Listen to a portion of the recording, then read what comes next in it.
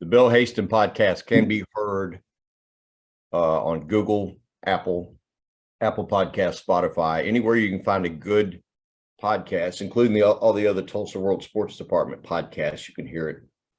Last 3 weeks, we have had the conversations have centered on football. Today, we catch up with Beau Wallace, the 10th year head coach at Broken Arrow, which is wild, 10 years. And the head coach of the number one ranked team in 6A, undefeated, and scheduled as we speak. We're recording this at 12:30 p.m. Monday. Scheduled as we speak to play Union tomorrow night in what would be a tremendously interesting game. But Beau told me before we started recording that he's not confident that that'll get played because of the conditions and the weird. How about the weirdness, Beau, this morning of 19 degrees and a thunderstorm? Yeah, I mean, that was probably the big thing for me, is just hearing the thunderstorm and the sleet at the same time. I think that's probably the first time in my life that I've heard both of those simultaneously. Right. And holding your breath and cringing the whole time, thinking, oh, don't lose power. Right. Absolutely. I mean, at least have some TV and some light if you're going to be stuck at home. Okay. So if I'm on your staff or roster right now, I'm thinking we've gotten this far. We've set a school record for consecutive wins to open a season. Were you 15 or 16? 16. 16-0. And I'm just going to go ahead and say, I want to just go ahead and live the dream to its fullest. I want a perfect season here. So you always hear at a certain point when a team's having a special season, people say, oh, it'd probably do them some good to lose a game. And I'm like, at this point, no, I'm good with winning. Yeah. But how do you, now that you've got this, your position to have a once in a lifetime kind of a season. So what is your message to your guys? I mean, you don't want to lose a game, do you? No, absolutely not. And it's funny because I've heard a lot of close friends and then even other people that I don't really know very well that have said that kind of that same thing. Is like, hey, it might be good to kind of refocus. And I think as a coaching staff, what we try to do is find new ways each week to refocus our kids. Give them a different challenge, give them a different thing. And we've kind of just embraced it. And we start talking about, if we're number one and we're undefeated, let's continue to do that. Nobody plays games to go get beat. So our goal is to try to get better every game and every day. No, but I remember there was a point at which last year Booker T was deep in the season, lost a game. And Coach Eli Brown said, I think I can get some good out of this in subsequent practices. And he said later he did get a lot of good out of that. But in the moment, of course, he was sick about it too. And so were the Hornets. So, I've mentioned to a couple of college coaches in the last week, most recently over the weekend, that if you don't have a relationship yet with a 10th grader at Broken Arrow named DJ Howell, you should go ahead and get started on that, because Connor Dow is no longer a free agent. Obviously, he is signed with Oklahoma State. DJ is a 10th grader, a lefty, who reminds me so much of Shai Gilgeous-Alexander in that he's a very controlled player. He can take a bump and finish and score. Has a very mature game for a high school sophomore kid, but where do you see DJ? I mean, to me, DJ is developing into a player of the year kind of a guy a year or two from now. Well, and I think, with DJ, he's one of those kids that we threw him in the starting line about midway through last season as a freshman. What people don't know is he just turned 16 last week. So he's a young kid. And I've heard a lot of things, and it's funny. First thing is, you said he's a lefty. He's actually right-handed, but he finishes really well with his left. So people have no. Oh, I was watching a little bit of film on your recent Bixby game, and he handles the ball. Okay, well, he handles the ball at least 50-50. Absolutely. So he's a true ambidextrous player. Yes. With regard to handling and shooting the basketball. Well, and he finishes. I mean, he'll do a lot of, like, we were in the Bishop Kelly tournament. He made a heck of a move and just kind of a floater mid lane, left-handed. I mean, and you would have thought he was a left-handed kid, but he's just one of those kids that just keeps getting better and better as the season goes along, and just really proud of his development. But he's also a kid that studies film. We took our kids to Olive Garden not too long ago to eat after one of our games, or actually after the Shawnee tournament, because we came back so late. So we took him the next day to eat, and he's sitting there watching film while everybody else is eating. So he's just one of those kids that just loves basketball, loves to get better, and continues to grow. And I kind of buried an important detail about DJ. You list him as we speak at 6'5". Mm-hmm. 6'5". Yeah. So, I mean, you're talking about a kid with A-list guard skills who may be 6'7" by the time he's a senior. Yeah, and he Certainly may 6'7" by the time he's a second-year college guy. He'll be and looking at his parents, he's probably not going to get to that. He might have already got there. I think I don't think either one of his parents are over 6 foot. So I don't think that he gets there. But it's been funny because there's a lot of people that just because of the way that he plays think that he's not playing hard. He's just a kid that's never rushed. Like, he's always in control, and he's always been like that since I've known him, even as an 8th grader. Like, pressure doesn't bother him. He just kind of just takes it and gets the ball where he needs to go, and he's never in a hurry. He's probably telling our guys to slow down more than anybody else does. What are your memories of the 97 season, the 97 state tournament, all of it? I mean, those are such important experiences for people who get to, run through that. Right. But it's been 26 years, hard to believe. But I mean, are your memories of that season and that tournament as vivid today as they were 5 years or so after? Oh, absolutely. I mean, I remember practices. I remember games, certain games. I remember, obviously, the hotel stay and getting ready for the state tournament and just preparing for it. And it's one of those things that I tell the kids is there's nothing like it, and you'll never forget it.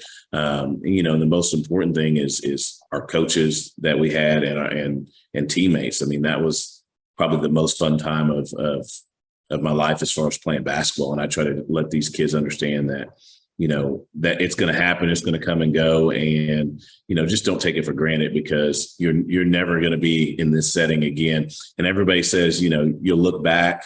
And you look back on a lot of things, but the one thing as a basketball player, most people don't look back and go, I want to go back to college. They want to go back to high school, because that was an easier life, but it's just fun, and it's just pure basketball. Right. And you do see this quite a bit where guys become the head coach ultimately at their alma mater. Mm-hmm. But how special would it be for you as a Broken Arrow Tiger to take the Broken Arrow Tigers to the gold medal stand of the 6A tournament? Yeah, I think, Bill, you asked me that, and if you would have asked me probably 10 years ago, it would have been a lot about me and, just having that opportunity to do that. But, I want it more for the kids. I probably want it more for them than anything. And I'll probably look back after that happens and say, man, that's a cool accomplishment to win one as a head coach and as a player at the same place. But more so than anything, we've got to get there. We've got to continue to get better. And then I want them to have the opportunity to play for that go ball. Right. And you, I guess I should mention also that you may have, and you may know this for a fact, but Beau has 5 starters each of whom stands at least 6'5". It's the longest, tallest high school team I've seen in a long time. I remember a couple of teams with that kind of length in Houston when I was there, but not in Oklahoma, not in Tulsa. But obviously, I mentioned DJ, who kind of runs your show, kind of the engine for your squad, and Connor Dow, who's a great perimeter shooter and has changed his body so much in 2 years. It's crazy. And it's not Oklahoma State, but what a luxury to have that kind of length and to be such a matchup nightmare for every opponent on the schedule. Yeah, I mean, it's one of those things. Is I did something this year that I've never done. Is I made them go sideline to sideline and just kind of extend their arms, just to kind of, and I took a picture of it, just kind of show them like we can cover the whole court, just using your length and all that. But it's the biggest team that I've ever had as far as top to bottom in the starting lineup. Just with the length and the size and Justice Sutton, I mean, he probably has the longest arms out of anybody. So he's one of our biggest kids and has the longest arms. And DJ's not far behind him as far as arm length. I mean, those two guys get their hand on a basketball all the time or get their hand in a play and just create havoc. So it's fun, and we try to use it to our advantage. Now, if you do get to play Tuesday, you will play a rival. You play Union. Mm-hmm. I wrote about their 7-footer, Eric Madrid, over the weekend, who's one of the sweetest kids ever. Trying to get him some shoes. Kid wears a size 19, Beau, and he's wearing 3-year-old game shoes. This man, fresh shoes. So I reached out to several people, and I hope he gets flooded with 50 pairs of shoes. Right. But who in 6A, when you look at the big board of 6A basketball, who concerns you most about getting in your way of a championship? Well, I think you got to start with Edmond North. They're the defending state champions. They've got everybody back. They've got size. They've got length. They've got guards. I mean, we scrimmage them. And one of the things that we did this summer is we tried to scrimmage, or summer preseason, we tried to scrimmage everybody, all the teams that we knew were going to be talked about and be really good. So you got to think about them first. You got to think about PC North is another team. Westmore's playing well, and then you come to our side, and I just like people think that our conference is down and all that other stuff, but any given night we can lose to Bixby, Owasso, Jinx, Union. I mean, it just goes on and on. So I looked at it this year, and had Trent Pierce not left Union, we would have had 5 Power 5 guys that at least have a Power 5 offer in our conference, which has never, ever happened that I can remember, having that many guys since I've been head coach here. That night in and night out, you got Parker that you're going against. And, at Union, you would have had Pierce, and Dalen's another kid. Cedric just got a Division I offer. So you got those guys. You got Castillo, you got Amatnati. So it just goes on and on. So, when you look at it, Norman's another team on the west side that has a lot of size and that we got to scrimmage as well as more. So there's a lot of really, really good teams. It's never easy, and you never really want it to be easy when you go for a chance to play for a state championship. No, you're right about Owasso. Owasso is like the ultimate X factor. I mean, they had a hot streak, and they went to a tournament in Pittsburgh, Kansas, and Jalen, 6th, 7th, 9th graders, has 37 and 10. Yeah. 7 and 10. So, I mean, that's not a team you want to catch on a night when they're really clicking either. So, you were a senior in 97. Mm-hmm. Okay. Which means that you were about 5 when Michael Jordan was drafted into the NBA. So all you ever knew really was Michael Jordan, right? Right. He became MJ when you were, and by MJ, I mean, everybody on the planet knew who he was. You would have been like 7 or 8. Yeah. And it just kept building from there. But so what was it like to be a kid?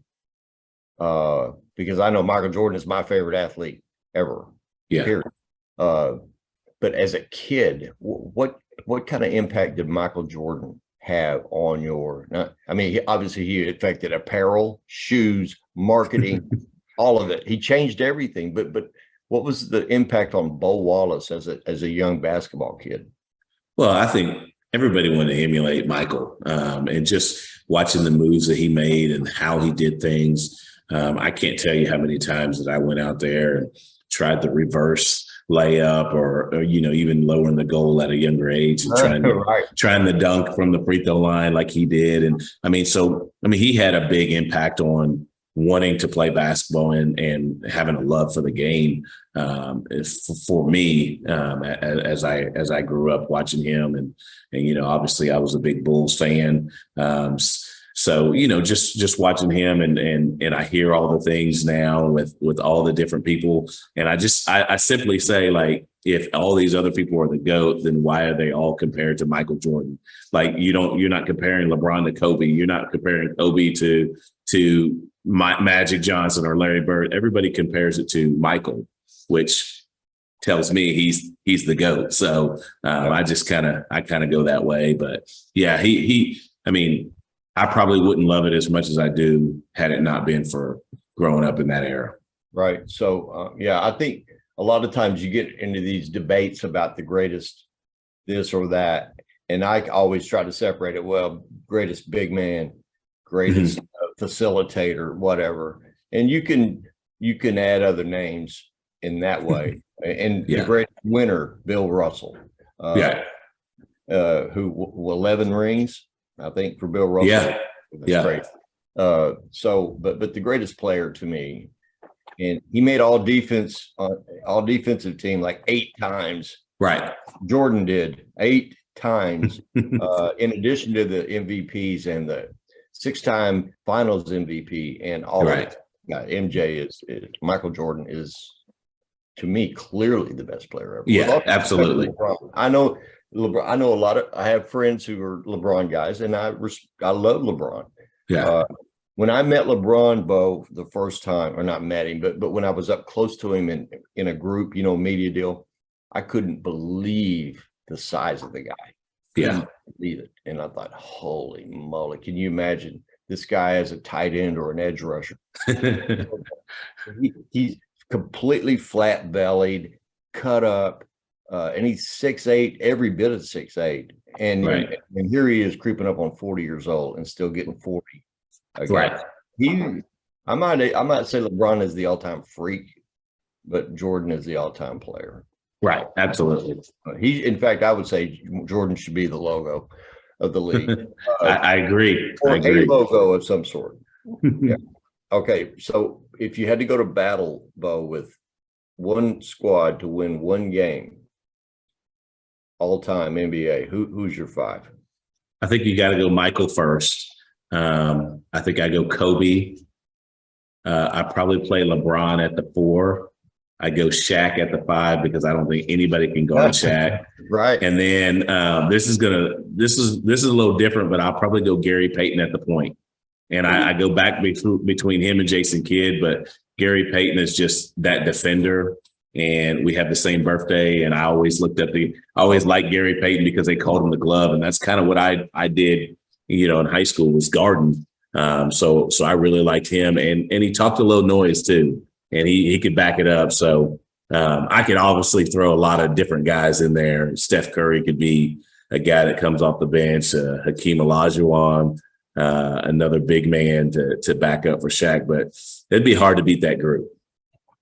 Hakeem is the most underappreciated great player maybe ever. Yeah. I was in Houston when Hakeem was at the height of his powers. And for a while there, they had Sampson and Hakeem, and did go to one finals in '86, but probably should have went to 2 or 3 more, except that the Lakers and Pat Riley had it going. Too. So I don't know. I guess mine would be pretty consistent with yours. If I had to go to battle with one squad, I would say my curveball guy might be Tim Duncan. Yeah. Instead of LeBron, where I would have Tim. Yeah. But I mean, how do you go wrong with that? But I cheated and added a bench.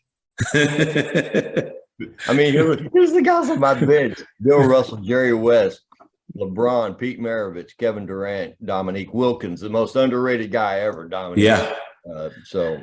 Well, I think I would have added Ray Allen. I think people forget about how good Ray Allen was. You could add Larry Bird into that. I mean, there's so many great players to do that. And then, I mean, you could always put Magic. I mean, you could put Magic anywhere. So it's just, one of those things.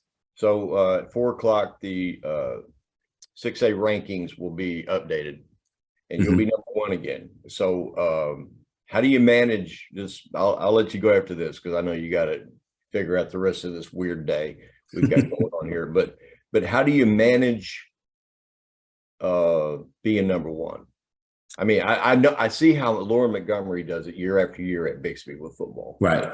And I saw how David Alexander did it at Broken Arrow when they had a great year in 18 in football. And, you know, a lot of coaches try to not necessarily pour cold water on it, but downplay it, you know, and not do a lot of celebrating about it or whatever. But when you guys were that first week you were number one, did you allow them to have a good time with it a little bit? And then now, how do you manage the day-to-day of being the top-ranked team in the state? Yeah, I mean, we really didn't talk about it. I think I've had different teams that have been number one over the course of my career, and it really depends on the team. Like some teams, you talk a lot about it because that's what they're about, and, you know, they really want that hype and all that. And then some of them you kind of just downplay it. I think for us this year, we've kind of embraced it. And the good part about the group that I have is they don't care. Like, it's a number one seeding, but how do we get better? And it's always about finding advantages and what's our advantages. And the one thing that I talk about this group a lot when I talk about them is that this is probably the first group I've ever had where Connor Dow will say, hey, let's run this play for Dason Cook, or Dason will say, let's run this for Ethan, or Ethan will say, hey, let's get DJ involved. And, you know, in a world where everybody's about themselves, it's super refreshing to have a group that could care less who plays. I mean, Connor had 6 and 4 the last 2 games, and we won, and he was the happiest kid in the locker room. Like, you know, some of that was just how teams were playing. But we also had other guys that were hot, and our team has understood, like, hey, if Justice has it going or Diego comes off the bench and gets going, we're just going to keep feeding him until he runs out. And so, you know, right now we're just kind of in the, hey, let's embrace it. And I told him even the last game at Sand Springs, and that's always a tough place to play, is, hey, if we're going to be number one, let's be number one. And one of the quotes I use with the guys, like, if you're an elite player, then you need to bring somebody along with you. If you're so elite, you should help somebody else become better. And so that's what I told them, is like, if we're number one, let's stay number one, and let's just keep building on that and keep moving on from there. So we've kind of embraced it. We don't talk about it very much. It's really not downplayed. It's just, hey, here's where we are. Now let's stay there, and this is what we need to do to continue to keep that number one ranking. No,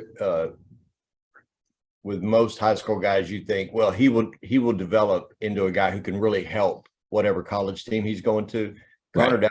Connor Dow could help Oklahoma State right now. Absolutely. Oh, no doubt. But what do you list him at? 6'6"? Well, we had him at 6'6". He actually, the last time he went to OSU, they measured him again, and he's actually 6'7", because we knew early in the year that his growth plates were still open. So he may get to 6'7.5", maybe 6'8" by the time he's done, but he is legit 6'7" with no shoes on. Yeah. So textbook mechanics on his 3-point shot, quick release, high release. A lot of taller guys will shoot it from down here, and like, you're giving up you're forfeiting your height advantage a little, or your reach advantage a little bit with the lower release. But he's got a beautiful shot. He and Parker Frederickson have beautiful mechanics on their longer shots. And so we'll leave you on this. Provide for the Oklahoma State people a 30-second scouting report on what they can expect from Connor Dow when he gets. I think he's a smart player. He understands what his strengths and what his weaknesses are. I think he's a better athlete than what people probably give him credit for. He shoots the ball at a high level. He's an extremely hard worker. He gets in the gym, shoots close to 900 shots a day right now is what he's shooting.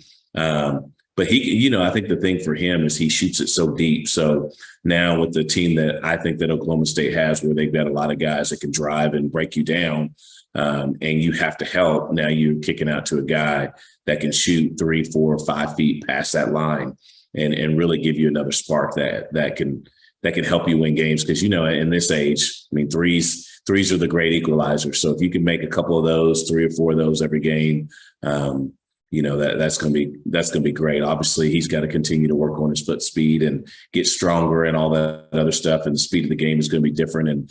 And you can't simulate that. He just has to be in that situation. I talk to him about it all the time. It's like, it's not something you can simulate. You just got to be there, and you'll get better as that goes. But he's a kid that high IQ that's going to make. He's just a winner. So it's going to be fun to see. We're going to hate when he's gone, but it's going to be fun to watch him play at the next level. A couple of games ago, I was in your gym, and I got to say, though, it was your Owasso game. And you ran a play for him, maybe coming out of a timeout. But it was a lob play at the rim, and he got way up. And I did not know he had that in him. Quite kind of hot. But so he's a complete basketball athlete. I think he's great for OSU. All right, Beau. Well, I hope you're wrong, but I bet you're right about tomorrow night. I'm afraid we're going to have another disruption. Wasn't it last week that it got washed out? Yeah, we actually got to play. It rained out. Yeah. Well, and I'm glad that we played that game. It was against Bixby, and we needed to play it. But I know a lot of teams have scheduled, like Union scheduled the Bartlesville game for Thursday of this week. So, it's going to be hard to make up that game because you'd have to play it on a Saturday, and to ask Union to play Thursday versus Bartlesville, Friday versus Booker T, Saturday versus Broken Arrow. I don't think anybody really wants to do that. They don't have to do that.